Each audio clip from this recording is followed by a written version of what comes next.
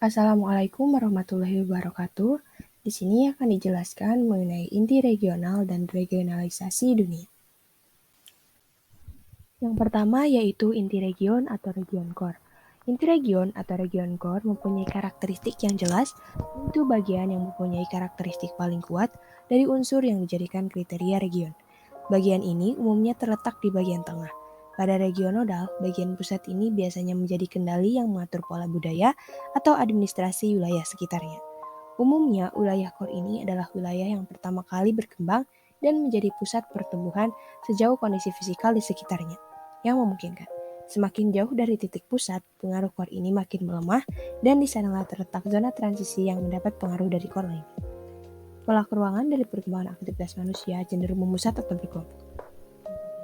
Terdapat daerah-daerah subur, pembangunan sungai, daerah pantai, dan daerah persimpangan jalan. Daerah yang strategis itu akan mudah berkembang menjadi pusatan penduduk yang lebih besar seperti perkotaan. Perkotaan ini tidak hanya menjadi pemusatan penduduk secara fisik saja, tapi juga pusat aktivitas ekonomi, sosial, budaya, dan politik. Daerah pusat yang paling strategis akan menjadi pusat region atau core, sedangkan peralihan kondisi fisik dari lahan tersebut dapat menjadi batas region. Paris dan London merupakan ilustrasi yang baik dari gejala ini. Kedua kota itu merupakan pusat pemerintahan dan pusat pasar. Keduanya secara historis merupakan pusat pengembangan dan penyebarluasan budaya regional, pusat jaring transportasi, pusat sirkulasi bagi daerah sekitarnya, dan merupakan pusat interaksi bagi daerah sekitarnya. London dan Paris ini merupakan core yang kuat bagi negara Prancis dan Inggris. Pengaruhnya itu bahkan meluas sampai ke luar negeri. Di negara lain, masalah core yang berkembang di sekitar inti banyak pula terjadi. Seperti di Indonesia, Jakarta adalah core intinya. Berkembang core tambahan di sekitar Bogor, Tangerang, dan Bekasi. Bandung dengan Bandung Rayanya, Surabaya dengan Mojokerto, Bangkalan, Sidoarjo, dan Lamongan, serta banyak lagi contoh-contoh lainnya. Core-core ini akan terus berkembang sehingga membentuk hierarki region. Secara fungsional, sesuai dengan tingkat kepentingan dan besar fungsi menunjang bagi daerah inti utama. Core memberikan beberapa pelayanan kepada region secara keseluruhan. Gambar-gambar berikut ini merupakan contoh batas core dari beberapa negara. Yang pertama adalah batas core area Australia, yang kedua batas core area Atlantik. Australia, karena wilayahnya luas dan karakteristik alamnya yang bervariasi, maka memiliki beberapa core area. Tetapi core utamanya terdapat di daerah yang jumlah penduduknya paling banyak, yaitu di Sydney, Melbourne, yang berpenduduk lebih dari setengah keseluruhan penduduk Australia. Lalu pada gambar berikut merupakan batas core area Jepang dan batas core area Eropa. Kawasan Eropa memiliki core area yang sangat luas yang mencakup beberapa negara Eropa Barat. Sebagian dari Eropa Selatan, daerah London dan Skotlandia. Tantangan ini bukan hanya merupakan core area bagi Eropa saja, tetapi bahkan bagi seluruh dunia. Dan region ini merupakan wilayah yang sangat Gambaran dan analisis region dilakukan oleh para geograf karena berkenaan dengan deskripsi gejala-gejala keruangan baik yang menyangkut fisikal maupun manusia, serta berhubungan dengan pola distribusi dari gejala di permukaan bumi.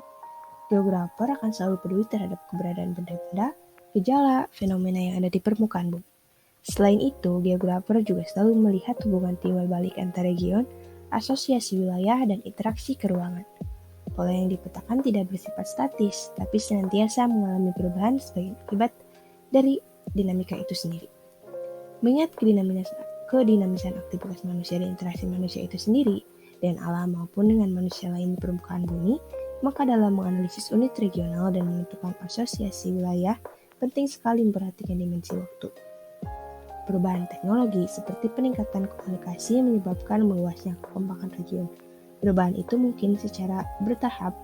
Faktor-faktor baru akan muncul dalam sistem ekonomi, sosial, budaya, dan politik, yang dapat menimbulkan core baru, menyisihkan core lama, atau memasukkannya ke dalam core yang baru. Inovasi berlakukan wilayah lain, migrasi bisa mengguncangkan atau mengubah region. Perubahan budaya, pengaruh kekuatan dari wilayah lain, atau hal-hal yang ditentangkan perubahan lain. Bentuk baru dari produksi dapat mempengaruhi penggunaan lahan. Perubahan dalam pemukiman manusia dan pemanfaatan lingkungannya disebut sebagai segment occupancy. Walau demikian, hilangnya sifat-sifat khusus ini dari sebuah region akan memakan waktu relatif yang cukup lama. Lingkungan fisikal relatif konstan dan walaupun pengaruhnya berubah, lingkungan fisikal membantu memelihara kontinuitas regional. Hubungan keruangan akan berubah jika manusianya berubah, tetapi jarak fisikal dan lokasi absolut wilayah itu tidak berubah. Jika kita lihat Cina, regionnya konstan dilihat dari luas wilayahnya untuk selama 2000 tahun. Meskipun sekarang ada invasi ke Manchuria dan Mongolia. Pada abad pertengahan, perubahan besar-besaran terjadi akibat pengaruh Eropa, Amerika, Australia, dan Selandia Baru adalah hasil dari invasi Eropa ke daerah lain. Karena itu, terbentuk region-region baru di sana. Proses seperti itu terus berlangsung, hanya ada yang cepat dan ada yang lambat. Semua itu dapat mempengaruhi batas suatu region. Kemudian selanjutnya mengenai regionalisasi dunia. Berbagai kawasan di dunia dibagi menjadi beberapa region-region. Regionalisasi dunia tidak tetap dan telah banyak berubah. Yang semula hanya dibagi menjadi region formal, baik berdasarkan letak benua, iklim, pembagian politik, pada masa-masa terakhir ini unsur fungsional telah dimasukkan ke dalam regionalisasi ini. Pada awal tahun 1970-an, dunia dibagi atas 3 negara utama. Dunia pertama atau First World untuk region dunia yang mencakup negara-negara maju. Dunia kedua atau Second World bagi region yang menganut politik dan ekonomi komunis. Dan dunia ketiga yaitu Third World untuk region negara sedang berkembang. Selanjutnya terjadi perubahan. Ada yang berpendapat dunia ini dibagi atas region negara kaya dan region negara miskin, region negara maju dan region negara berkembang. Sekarang ada region utama dan region selatan.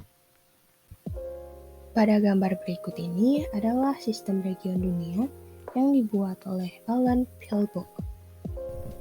Pada bagian ini region dunia terbagi menjadi 4, yaitu Exchange World, region transisional, region subsistence, dan region tanpa penghuni. Exchange World dibagi menjadi 3 lagi, yaitu World Core yang terdiri dari USA, Kanada, Eropa, Rusia, dan Rusia.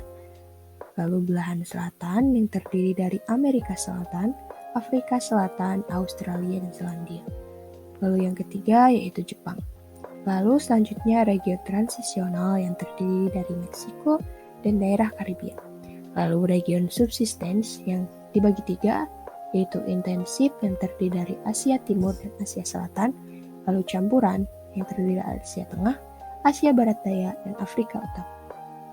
Lalu ekstensif yang terdiri dari Amerika Selatan, Afrika Selatan, Sahara, daerah pinggiran, Arktika, dan Kepulauan Pasifik. Lalu yang terakhir yaitu region tanpa penghuni, yaitu merupakan daerah kutub dan basin samudra. Sekian yang dapat disampaikan. Mohon maaf apabila ada kesalahan dan kekurangannya. Wassalamualaikum warahmatullahi wabarakatuh.